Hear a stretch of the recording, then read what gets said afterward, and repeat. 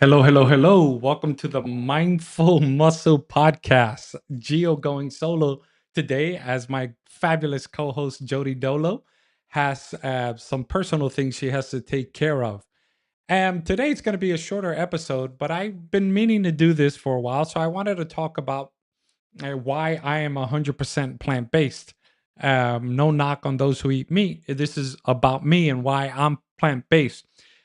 Not only do I have personal reasons to be plant based, there are also some uh, religious reasons why I'm plant based. And I want to share with you a short little video, a short from a YouTube channel that's talking about my denomination. I'm Seventh day Adventist, and we are one of the longest lived people in the world. And because we're one of the longest lived people in the world, people like to talk about what is it that makes us that long lived.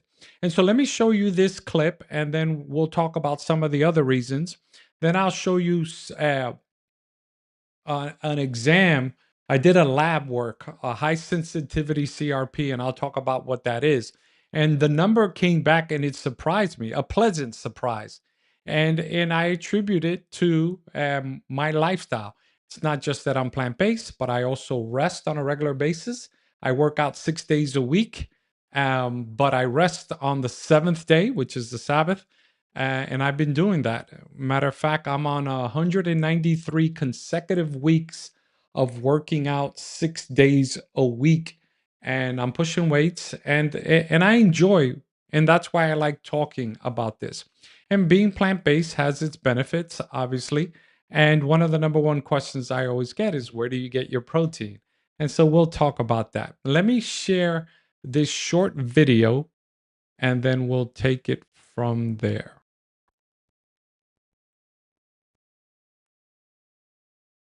One study where we looked at a panel of blood metabolites recently, we had about 900 different panelites. The vegans, as compared to our non-vegetarians, all of them Adventists, differed in 600 of those 900 to a significant extent. So you could make the claim that the fluids that bathe Wrong video. Give me a second. Mercy. Technology, I had it all lined up. the cells of vegans have a different... Here it is. The population you're studying, the Seventh-day Adventists, lives significantly longer than the average American. Even the non-vegetarians that are within this population. Compared to the average American, would it be fair to say that even the non-vegetarians that are in the Adventist population are eating a more plant-based diet? Very much so. The non-vegetarians are a health-conscious population, by and large. So Adventists are enjoying more years of life than the average American. How many years? Has that been quantified? We recently published a study where we took our whole Adventist group and compared them to a US census population. And we found that the Adventist group, on average, had about 35% less mortality. What that means in any 1 year of life, that about 35% fewer of the Adventists were dying as compared to their non-Adventist neighbors, if you like.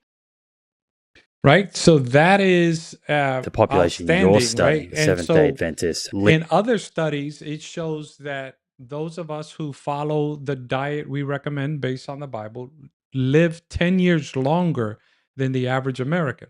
But that's not only based on our plant-based lifestyle. It's based on the fact that we look at our body holistically, mind, body, and soul. So we make sure that we take adequate rest 1 day in seven.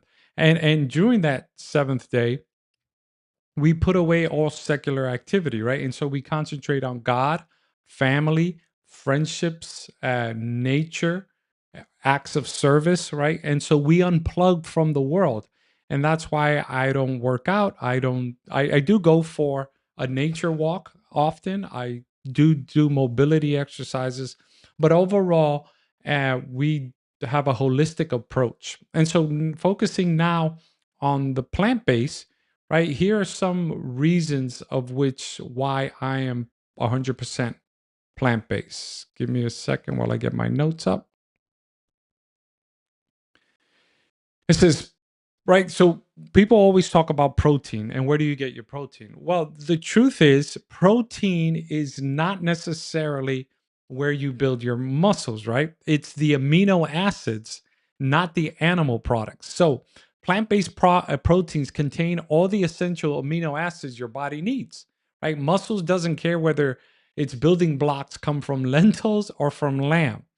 And that's the point, right, that I try to make to people. And Adventists are not opposed to you eating meat. We just want you to make sure you eat everything in moderation. So meat shouldn't be the main aspect of your diet. It can supplement your diet, right? And so that's why we recommend eating as much whole foods as possible, which is why I like to say I'm 100% plant-based and not vegan, because veganism, concentrates on just the animal health, like animal safety and cruelty and all that. They don't wear leather. I'm not opposed to wearing leather. I'm not opposed to people eating meat. It's just that that's why I don't label myself as as a vegan. I say I'm 100% plant-based. And so that being said, about 90% of Adventists uh, eat more plants than the average person, right? There's about 10% of the Adventist population who doesn't follow our diet, but then they don't get um, the same lifestyle benefits that those who follow the diet. Here, point number 2 is that your gut is ground zero for health, right? And plants are its ally. Over 90% of Americans don't get enough fiber. And this is where my co-host Jody, who does eat meat, and she's not an Adventist, is wonderful, because even though there's nothing wrong against eating meat, she also understands the importance of fiber. Both Jody and myself are nutrition coaches. And so we understand that Americans are not getting enough fiber. And that's where plants are your allies. Meat products do not have any fiber at all. And so if you're going to get fiber, if you're going to have a healthy gut, then you need to get as much fiber as possible.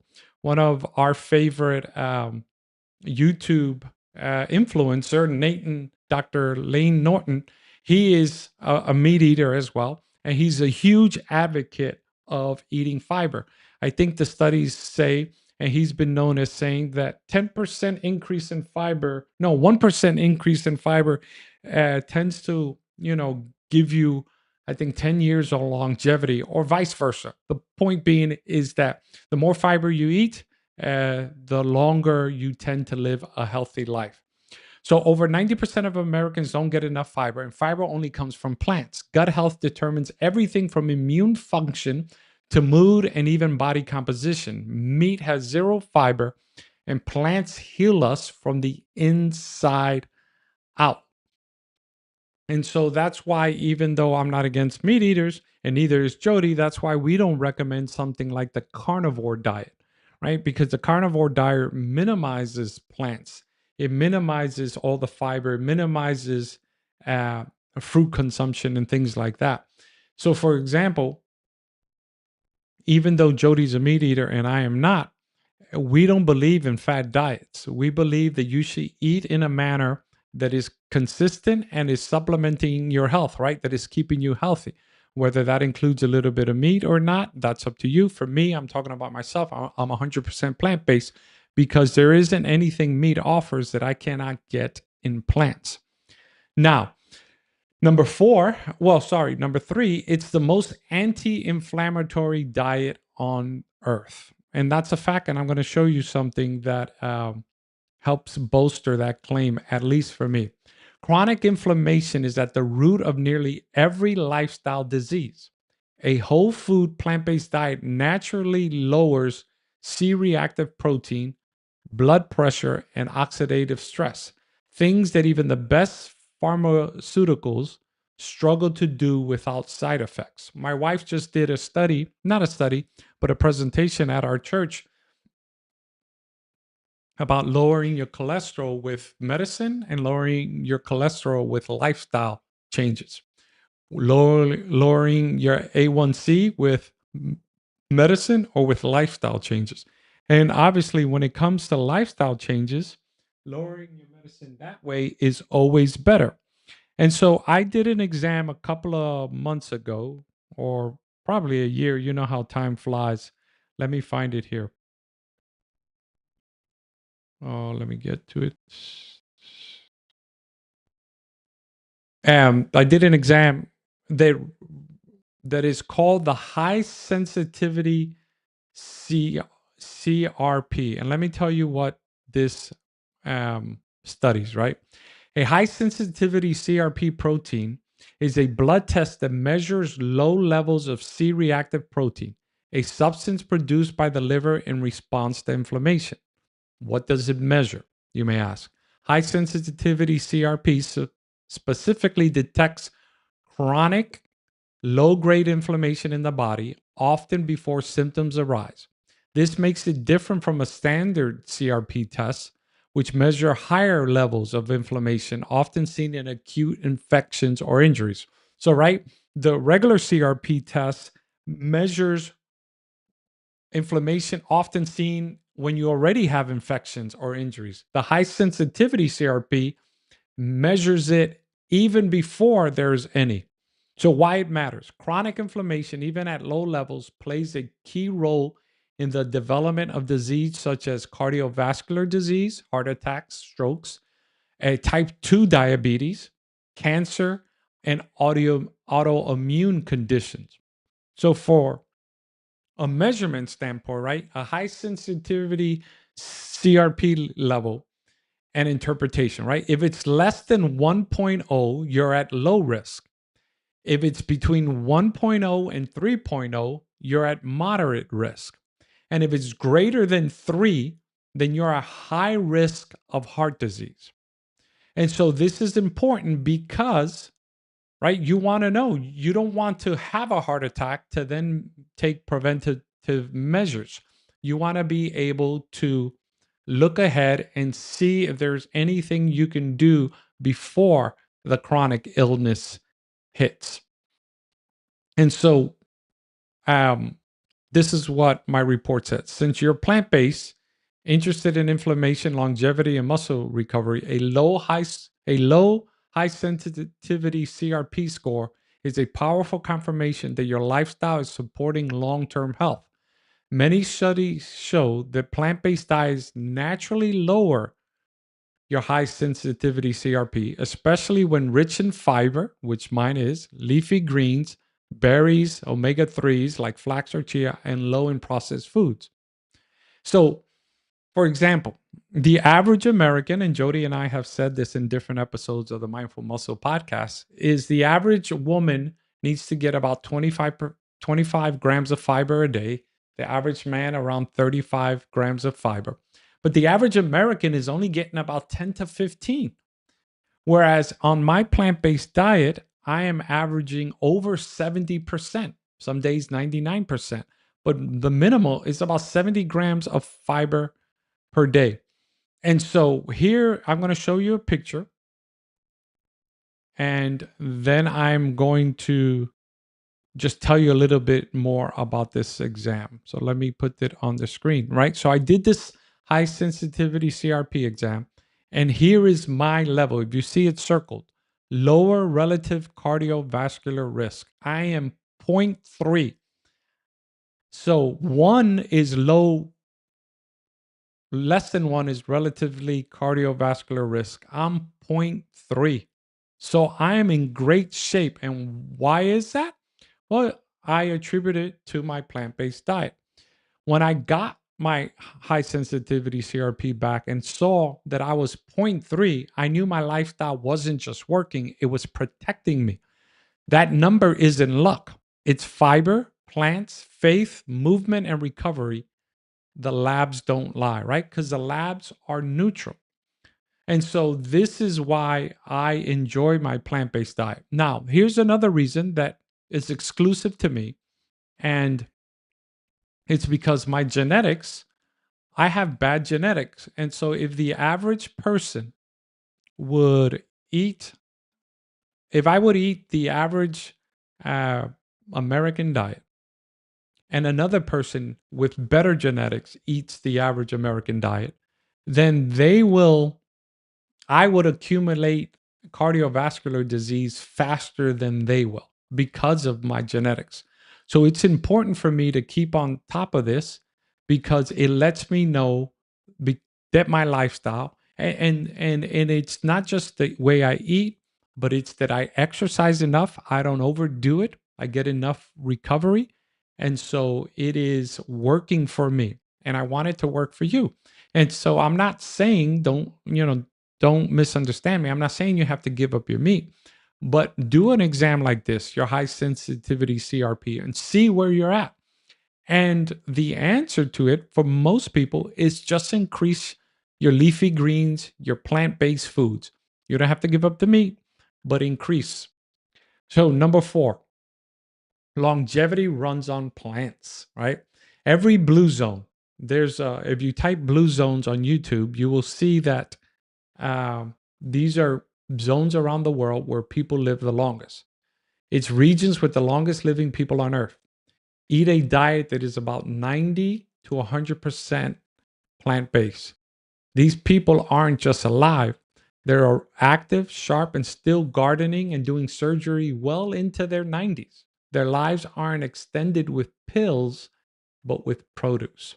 So, right, I want to live long. I am an older father. I am 52, and my youngest is still only 4 years old.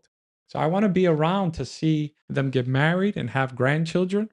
And so if my youngest gets married at 24, then I'm going to be 72 when she gets married, right? And so I want to be active. Obviously, here comes the faith component. It's the notion that the Bible talks about diet. In the Garden of Eden, before sin, there was no meat eating, and so it was 100% plant-based. After sin, the Lord allowed for the consumption of meat, but he made a distinction between what is called clean meat and unclean meat. And so, for example, unclean meat is stuff like pork, clams, seafood, and clean meat is stuff like chicken, certain types of fish, like red snapper, um, cow meat, chicken meat, things like that are considered clean meat. And, a lot of people, I'm not going to get too much into the religion aspect of it, but a lot of people say that distinction was done away with when Jesus Christ came.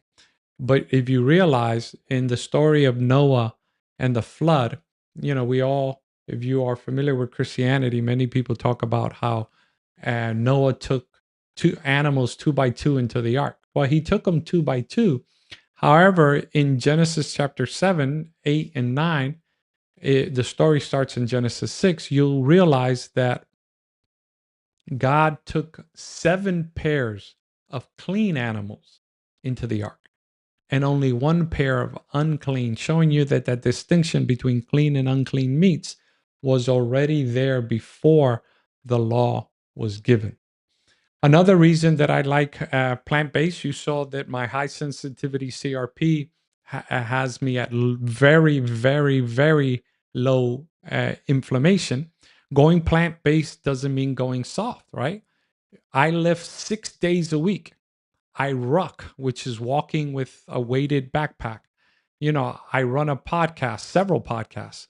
I'm a pastor at a church. My body is fueled. I'm not often fatigued. I don't crash. I recover well. And all of that is because inflammation is low in my body. Not only that, a plant-based diet can help reverse heart disease, type 2 diabetes, and certain cancers and hypertension. These aren't just preventable with a plant-based diet. They are often reversible through a whole foods plant-based diet. And so if another great website, if you want to know more about plant-based diet, is nutritionfacts.org. And let me see if I could put it on the screen. Or Forks Over Knives is a great website. Let me see. Let me put it up there. And so this is a great website where you can find countless of videos. Right. So here you see a video. We're not going to play it, but it's eliminating heart disease, the number 1 cause of death. As a matter of fact, let's play it.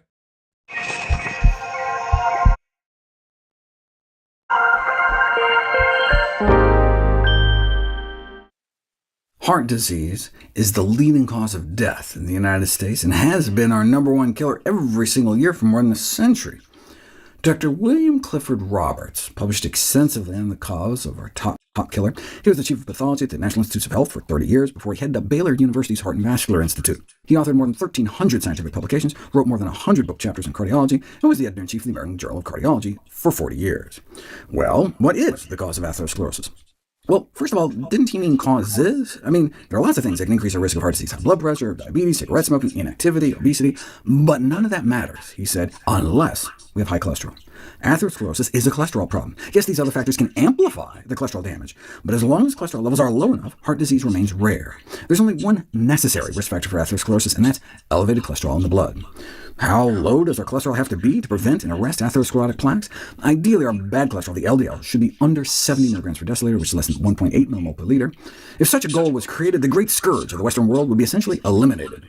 So we could put 100 million people on a lifetime of sufficient cholesterol-lowering drugs, or be what he called a pure vegetarian fruit eater, which is how we refer to those eating whole food, plant-based diets.